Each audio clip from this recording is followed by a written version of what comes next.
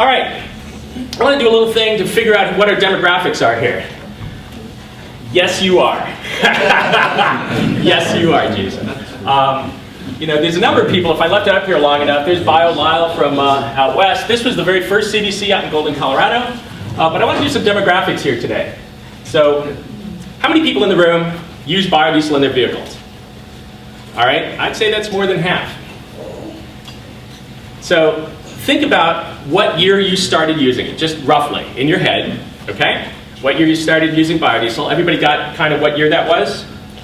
Okay, so everybody who's running it, we're going to do I'll put up our hands and then we're going to lower them based on going backwards in time. So everybody who's using biodiesel now, people who've been using biodiesel since 2007, so if you've started since 2007, look at that.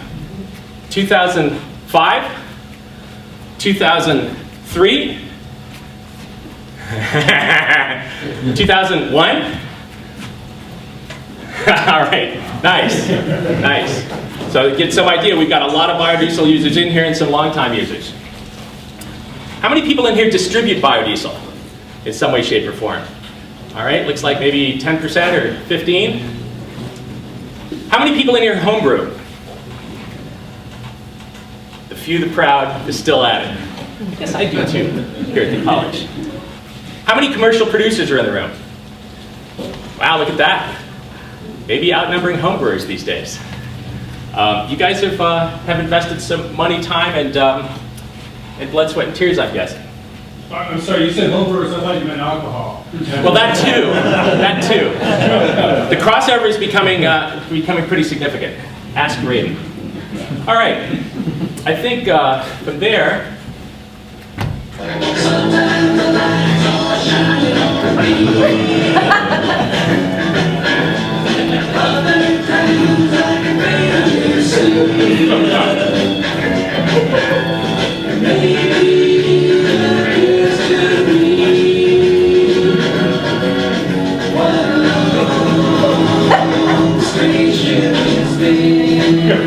all right.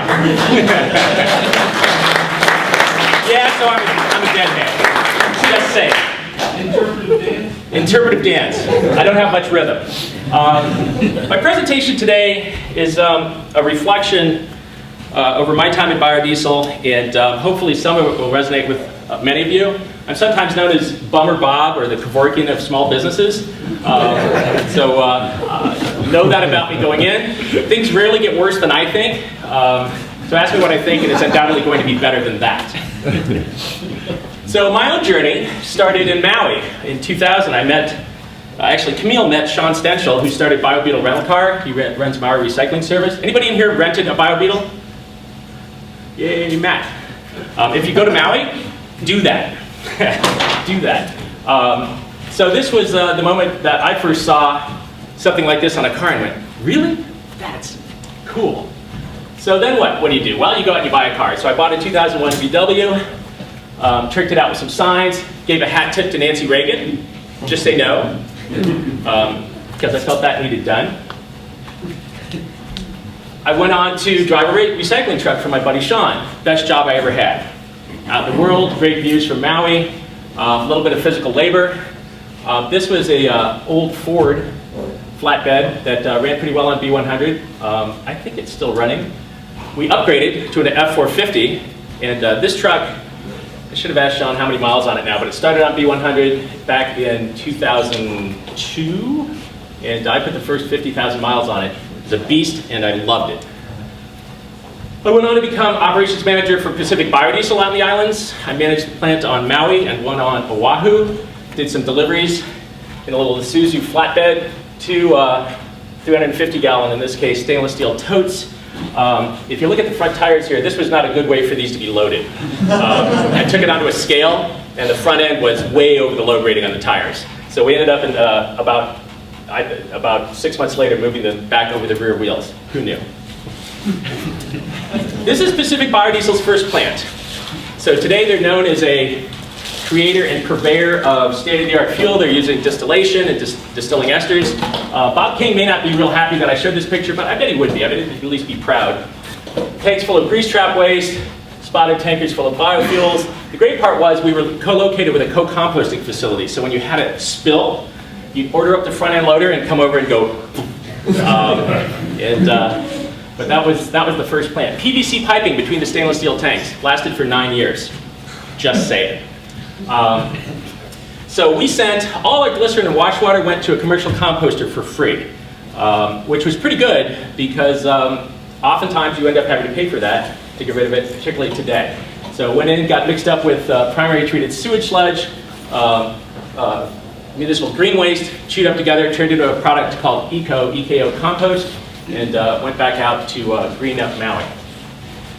So at those days in Maui, fuel sold for $1.75 per gallon wholesale. That's what our biodiesel price was. Wow, huh? Fortunately, we were getting paid to collect oil. We were getting paid $40 a ton. This is almost undoubtedly the first commercial biodiesel pump in the United States. This pump was installed in 1996. This was the payment system, much like Piedmont's. They ended up putting a lock on it over the years, but that would be it. I moved on to Colorado, working for Biodiesel Industries in Berthoud, just north of Denver. We had some nicely painted tanks until they overflowed and stripped the paint off, but looked pretty good for this picture. At that point in Colorado, we had a contract with a company that we paid 11 cents a pound for cooking oil. Not as good as getting paid $40 a ton, but 11 cents a pound sounds pretty good, doesn't it? Of course, some of it looked like this. So we were buying this to a spec of 1% MIU, moisture, insolubles, and unsaponifiables. And what my supplier told me was, well, they're all at the bottom. And I took a top sample and a bottom sample and homogenized it and got that. But 11 cents a pound was a pretty good price. Maybe you get what you pay for. We also ran some poultry fat.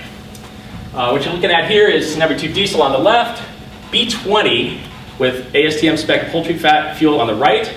And this was at about 15 degrees Fahrenheit. And so I think those of you who have run poultry fat fuel over the years and wondered, why does my fuel, even at blends, clog filters? You can kind of see the snow globe effect. That's what will happen. At Rocky Mountain Biodiesel in Berthoud, we paid 10 cents per gallon to send glycerin and wash water to a commercial composter. The guy who managed the plant before me was stockpiling it. He brought in a water tank, a frac tank, holds about 22,000 gallons of water, and just started dumping glycerin in there. And I predicted that it would turn into a glycerin sickle in the winter in Colorado, which it did. We were paying $1,000 a month for rental of that tank. Not a good business equation. When he left, Steve and I got rid of it, and this is the guy I worked with, Steve. This was dirty jobs.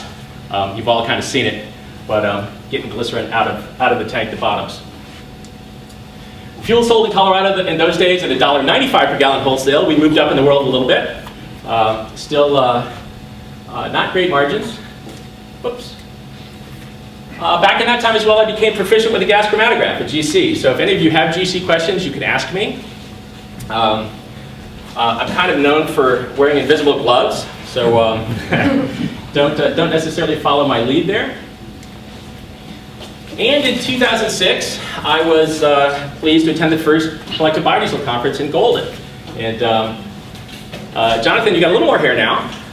But it was a great event, and it brought together this gang of people, a gang much like this, for the first time in this conference, and we had a blast. I moved on to Texas in 2007. This is Biodiesel Industries plant in Denton. It was co-located at the landfill in Denton, Texas, which is just north of Dallas-Fort Worth, and fairly small plant. It's great being at landfills because nobody complains about the stink. And when you have messes, you just get compost. The other great thing about this plant, so we use cottonseed oil primarily in Texas. As we could afford it, we also started grease collections, had a fry oil to fuel program. And one day I went out, this guy is a gentleman named Dr. Clayton King. He teaches at University of North Texas. And he has a fry lab. So he's all about food oils and getting food oils, particularly from cottonseed. So he's helping that industry. So I go into the lab, and these are both doctoral students, or PhD students, one of the guys I worked with. And first time I went into the lab, and guys in gloves say, "Would you like to taste some chips?" Pretty awesome. while I was in Texas, I also helped Biodiesel Industries design a plant for Detroit, a 10 million gallon a year plant. We spent a good year and a half putting that together. This was groundbreaking. So here's Russ Teal. Some of you may know Russ. Unfortunately for this plant, now this is 2007, and that's when things started getting interesting financially in our country. We were financed by Bear Stearns.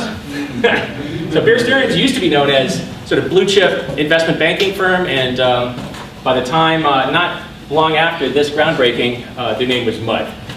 So that plant did not get built. So Camille and I moved to North Carolina. We had met Lyle and Rachel of Piedmont out in Colorado, introduced by a guy named Lawrence Romero, who was running Denver Biodiesel Co-op at the time. And we thought, you know, we came out here, helped Rachel get her GC up and running. It was Shikori Weekend, a great music festival we have here. It was beautiful Carolina blue sky weather, and we met artisans, fuel makers, co-op EDs, and it was just grand. We're like, these people are great, so we just literally did a stage dive and figured something will happen, they'll catch us, and they did. The first thing I did was I got a gig developing some training modules for the North Carolina Bio Network. They had me do a series of 4 modules that they could then distribute for basic biodiesel training, agriculture, business, 101, that sort of stuff. I then went on and got hired by the college, and Andy McMahon, who is you'll meet later on. We developed and delivered a curriculum, both curriculum for a 2-year alternative fuel associate degree, and have a pretty good lab, some students, still Bob with the invisible gloves. But you notice I make sure the students do the right thing. And then as I guess Tammy mentioned, we moved to Ghana, got an opportunity to manage a Gates Foundation funded project in conjunction with Columbia University's engineering school. And basically the idea was we evaluated the technical and economic feasibility of producing biodiesel from fecal sludge. So we were in the shit. The fecal sludge that the best thing we created probably was a logo. This is FS2BD. You can kind of see what's going on there, from the brown to the yellow, with green in the middle. I was over there, we were over there a year and a half. You feel free to talk to me afterwards about why that might not be a good idea to produce biodiesel from fecal sludge. Most of the sludge we got was 1.5% solids, so it was essentially dirty water. And in there, there's very, very little. I'm not going to do questions right now, sorry. How are you going to make... Talk to me afterwards. Okay. Thank you. I'll be happy to talk to you afterwards. Okay. Yeah, it doesn't work well, but I will definitely, let's talk about it. You can't, it's a shitty value proposition. So back to North Carolina, and Lyle asked me to write a book with him. So he's hoping that I'm going to deliver. Once the conference delivered, I think we'll get on it. Our publisher, New Society, and we believe that maybe it's time to put another biodiesel book together, kind of pick up where Josh DeKell, through Girl Mark, and others have been involved on the homebrewing scene, so focusing on backyard biodiesel, so look for that. If I'm still unemployed, I could really use the sale. So pick up a copy when that comes out. It should be in the fall of spring of 2015. And then I helped plan this conference. The year's name is Thinking Differently. And so you'll notice if you've looked at the schedule online, or if you look at it out on the bulletin boards, that we put together some biodiesel stuff and some non-biodiesel stuff. Financing your communities. So Carol's going to do something on slow money. Eric Henry's going to talk about Cotton of the Carolinas, which is a project to bring jobs back to the US in cotton growing, cotton weaving, dyeing, and shirt production. They produced our shirts for the conference. We've got a couple of folks coming to talk about cooperative business models, and then we've got a whole lot of biodiesel stuff from a whole lot of people who know a whole lot about it at a whole lot of different levels. From Roland, who will talk about it, to Rudy Prisco, who co-wrote the best book on business biodiesel, to this day I think still Rudy. I sleep with it under my pillow. So check out the tracks. I encourage you to go to a few different kinds of them. And I'm still running on B100. So this is Blanche. She's a work truck and an 87 turbo diesel. And this is a couple of days ago as we were putting the finishing touches on the stage. We've got a little bit better tarp now, but you'll see that as you go over the plant. Still running the good stuff, still able to know my farmer and know my fuel maker. It's Ray, is the fuel maker right now. All right, I'm gonna shift gears. That was my strange trip so far. And talk a little bit about this idea that there's probably 6 stages in my mind of biodiesel fanaticism. So this is much like the 5 stages of a relationship and the 5 stages of grief by Kubler-Ross combined. Okay? Something like that. I'm going to guess that some of this is going to resonate with most of you, and some of it's really going to resonate with many of you. And some of you are going to go, he is Bummer Bob. You see why he has that name. So these stages, as I thought about it, seem to be similar for home brewers as well as for commercial producers. It's an ultimately scalable model. And so again, I think it's going to resonate. So, stage 1, love at first sight. It's that eureka moment. Wow, who knew? Biodiesel, what? Vegetable oil? Shut up.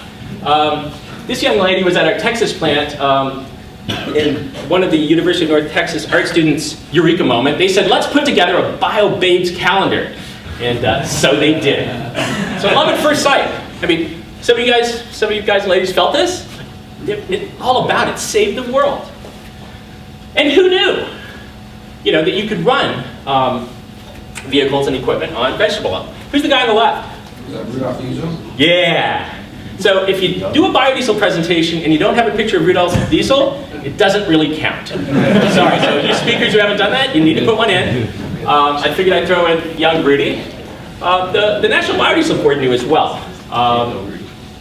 They basically came out of the soybean farmers board, back in 1994, I think, and as a way to use the relative glut of soybean oil. Cows love to eat soybean meal. Soybean oil, there was a relative glut, so let's make fuel out of it. Stage 2, we've gone from love at first sight, and now we're in the honeymoon. Now we're together. And we often start fact-finding at this point. I want to learn stuff. I want to know more. This is great. I'll love you forever. So many of us started with Josh and Kai Tikel's book, From the Fryer to the Fuel Tank. And who in here read through that book at some point in their career? See, yeah, it was out there. Josh has gone on to make movies and that sort of stuff. Another place that many of us have found a lot of facts and support over the years is on the Biodiesel Discussion Forum. This forum started in about 1999 or 2000, also known as the Infopop Forum. How many in here have participated on that forum? Look at that. Sean will be proud and happy. So this was started initially by Maui Green Energy, a little nonprofit that Sean and Camille and I put together, and Veggie Band, that would be Josh Tikel.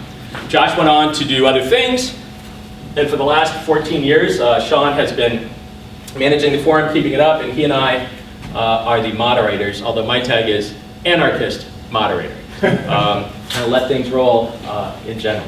Still a good forum, lots of active stuff out there for homebrewers particularly. Irish have gotten very involved in the last year or two. Graydon participates a lot. It's how I met him. It's how I met Glenn Rhodes, fuel farmer who'll be presenting. Glenn puts up agro porn. Sorry, Glenn. Pictures of canola fields. Have some of you guys seen those? The canola fields, all of that. So Glenn will be presenting. He's been making his own fuel for 7 years. Making soap, making food. Thank you. So also part of the honeymoon stage is evangelism. And back in 2003, so there was a website back then called Biodiesel Now. Does anybody remember that? All right, so Biodiesel Now was a website put together, and the whole idea behind Biodiesel Now was we want our biodiesel, and we want it now. And so it was a marketing push to get people in general in the US to understand our new love and understand that you can do this too, because we didn't understand the limitations of feedstock. We just knew this was wonderful. So they put together a cross-country relay back in 2003. We kicked it off on Maui. And so Sean and Camille and our cars started at the top of Haleakala, at 10,000 feet up, drove down to the ocean, passed the torch, so to speak, to Kent Bullard out in Santa Barbara. That's about right. And on it went across the country. Did anybody in here participate in that?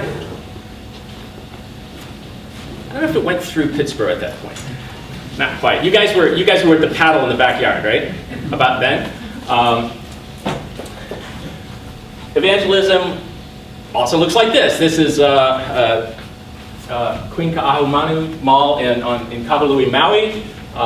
There's Camille manning the booth. She's got worm bins, probably some recycling info, girlish good looks, all of it. It gave us a good reason to clean our cars a lot. So signing up for these kind of events is great if you want to keep your car clean. So the honeymoon stage, all about learning more about your love and going out and telling the world about it. Stage 3, nest building. Let's start getting entrenched now. So what do? We go buy a new car. That's what I did. Went over to Honolulu on Oahu and picked up this 2001 New Beetle TDI and loved it. Never looked back from biodiesel at that point. Great cars that year and subsequent years till at least 03, and many of you are running newer TDIs than that now. And some of you were running older TDIs than that. Also in the nest building stage is securing feedstock. This would be an example of how not to keep your grease collection site at your supplier. This is a bit of a mess. I'm sure the people that go and put things in the dumpsters and that probably don't appreciate it. It's also wasted fuel, frankly. You could be making stuff with that. Nest building, stage 3 again. Let's buy equipment. Steve Fugate, who I haven't seen about since then, was selling systems. He's in Iowa. Is he still doing it? Anybody know? No, he isn't. No, he isn't. Nope. Excellent. Do you see Steve occasionally? He's working with the DNR, educating people on biodiesel. Excellent. Please pass my regards out to him, Rudy, if you see him. Really good energy guy. Put together some nice Appleseed type equipment. Stage 4 is maturity. So now we've put our plants together, home brewer commercial. We've moved into routine production, which means spills. This is Matt Steinman, who at the time was with Dickinson Biodiesel, and came in one morning, as many of us have done, and said, shoot. Time to get out the mop, get out the shop vac, get out the oil dry, and hopefully salvage some of that fuel off the floor. But routine production. In stage 4 also, we start looking at process development. So when the 27.3 came along as a test, most of you have heard of this. It works. It's a great go, no-go gauge. There's a lot of discussion on the InfoPop forum about it, probably more than there should be, frankly. But it works. Triglycerides are not soluble in methanol. So that's kind of the basis of that test. But we work on process development, trying to get yields up, trying to get soak down, keeping water out of our process, and so we're in the trenches doing the work. Also in stage 4, the maturity level, by now we realize we need cold weather strategies. Depending on where you live. Jamaica, maybe not so much, Michael, but we need them. So this is a little test I've done. Graydon's done a very similar one. Probably many of you have as well. I had some ASTM, spec meeting poultry fat, B100, peanut, waste vegetable oil, soy, and canola. And this was probably at about 20 degrees Fahrenheit, maybe a little colder. And surprises no one. But when it starts getting cold in your neck of the woods, it's time to start thinking about what you're going to do with your fuel. So cold weather strategy for collections as well. How many of you out there, this is a Wendy's restaurant in Denton, Texas. This was at about 20 degrees Fahrenheit as well. How many of you have seen stuff like this out there in the world? Oh boy, right? Oh boy. And so figure out what you're going to do on the collection side, whether it's swapping barrels or propane heaters or getting out of the business. Many, many viable alternatives there. Stage 5, disillusionment. Side streams. The Great Wall of Glycerin. This is Berthoud, Colorado. Piedmont, you've had a Great Wall of Glycerin at times. Anybody else in here dealt with Great Walls of Glycerin? Sure. So we can make soap. That's a lot of soap. Some people are doing quite well with soap. So Dara Lohr, where's Dara? Back in the back was with Summit Grease Recycling. Started that. Now with Clear Ecos. Thank you. Out in Colorado, Summit County, and moving into the Front Range. And you guys your soap business is growing. It's like a normal business. Wow. So you're not in disillusionment yet. That's good. This is not a way to make friends with your neighbors. We were in an industrial condo. These folks next door sold carpet to Lowe's and installed carpet. And these totes, you know, I don't know if you guys have noticed this. Sometimes IBC valves leak at the bottom. Just saying. So part of stage 5 is the realization that you better figure out something to do with your side streams, ideally that's going to add to your bottom line, or else it's going to be problematic. Equipment issues. This is how not to maintain a coil tube boiler. This is on Maui. Carl Nagata, who ran the plant at the time, said, you know, brah, we're not really getting much heat. You can quite see the carbon deposition in here, but it's a thing. So we run into all kinds of equipment issues, pumps. You know, I became a great believer in positive displacement pumps. So things that would pump air, self-priming. Don't test for those to see if they're working by putting your hand on it if you value your hand. And don't run big particles through them if you value your pump. But figuring out what the right pumps are for the right places is important, as many of you know. Another stage 5 disillusionment item, grease wars. So again, who's been there? I don't know how they got the name Darling exactly. Certainly, I would go with dark side. I thought about putting a Vader mask here. But go with the dark side. Whether it's Darling in your neighborhood or whoever else is moving in, when grease prices go up, they come out, they drop barrels without asking, all of that stuff, knock your barrels over. People in here had their barrels knocked over? It happens. And in my experience, frankly, many the grease collection business is run by the mafia. Really. Just saying. And in Hawaii too. Also in stage 5. This is a reason, a good compelling reason, why you don't put your biodiesel processor in a garage connected to your house. This happens. This happens a few times a year. Spontaneous combustion of rags is a thing. People in here, who's experienced that? Yeah, it happens. Our grease collector in Colorado burned their plant to the ground. So leaving oily rags around happens. I know Kumar Fokker out at UKO had this happen a few times. It's not a good thing.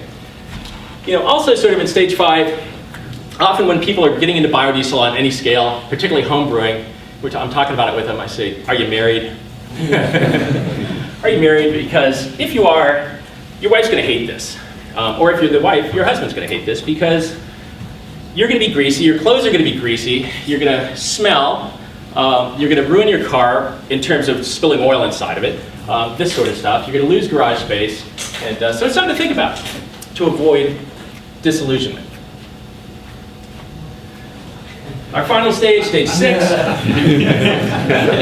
divestment. So again, go to Craigslist if you want to pick up cheap stuff, or talk to many commercial producers. They probably can help you. Kumar's selling some stuff right now if you're looking.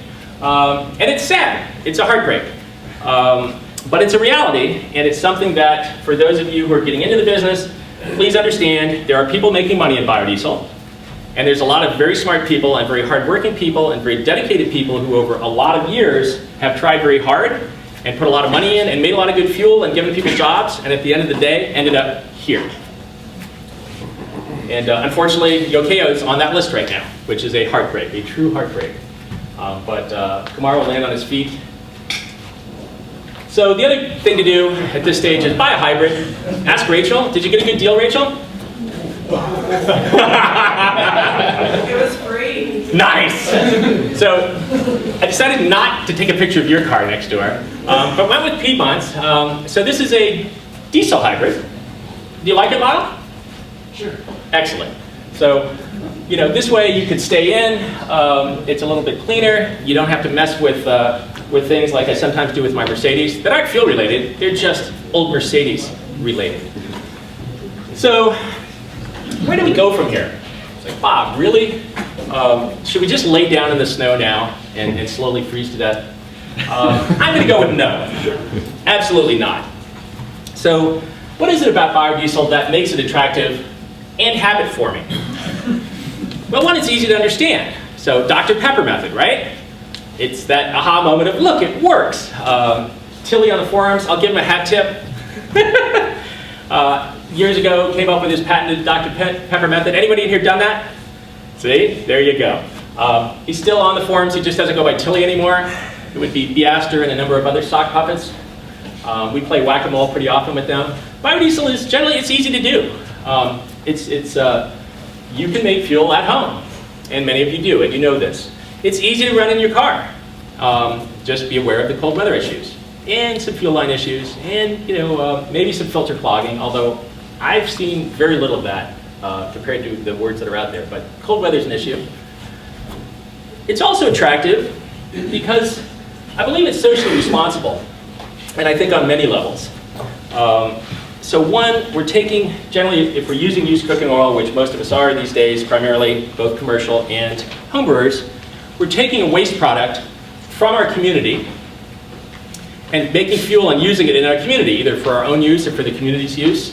And that's a good thing. Community development is a good thing. Local economy is a good thing.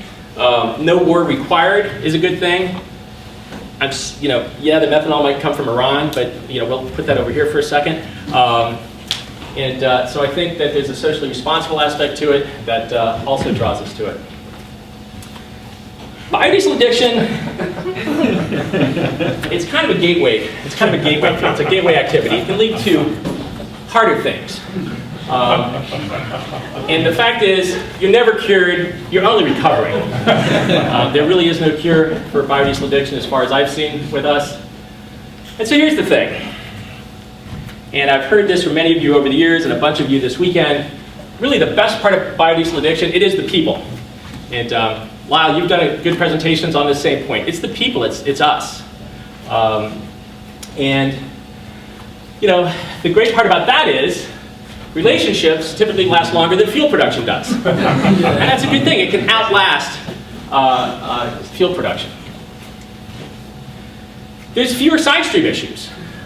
Again, if you've got a Willie Nelson picture, always put it in your presentation. Just saying. This was Willie back in, I don't know, this is maybe 2000, I guess 3 or 4. He had just bought his new Mercedes, took it off the dock in Maui. He lives there part-time. I picked up his and Annie's recycling for a couple of years. And if you ask Annie, she will tell you she first learned about biodiesel by seeing it on the back of my silver Beetle and called us up. Feedstock acquisition, not really an issue with people. Here's Glenn, outstanding in this field with Camille. And so I think the relationships we build keep us there. Typically our relationships are a little less caustic than what we deal with in biodiesel fuel production. For a few of you in the crowd, I found a picture of Buddy.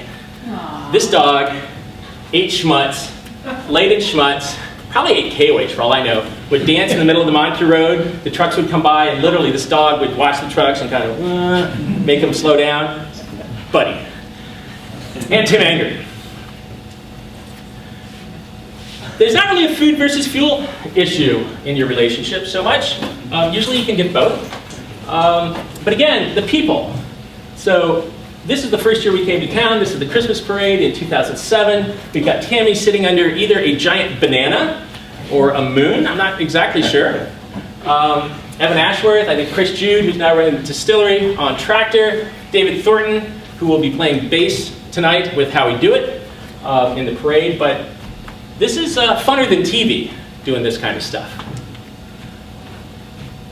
With relationships, there's no government subsidies required. You can just do them. This is an intern, Joanne, we had back in about 2008. Tell me she's not happy. In the goo, with the mini batches, with the feedstocks, beaming.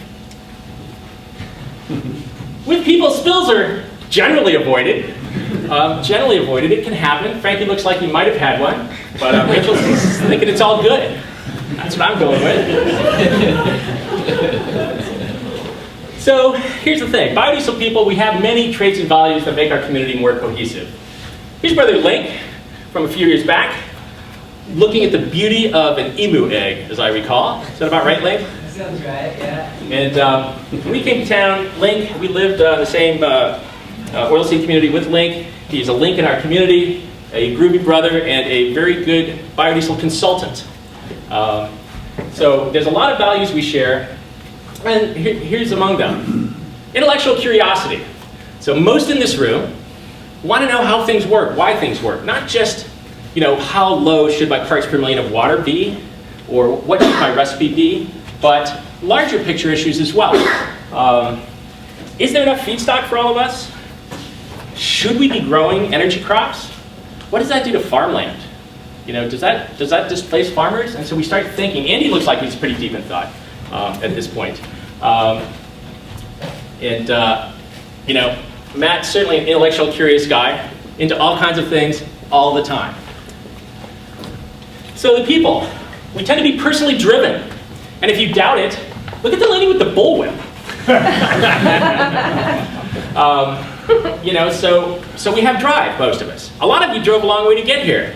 I mean, Rudy drove in from Iowa. Anybody driving farther from Iowa than Iowa? Maine.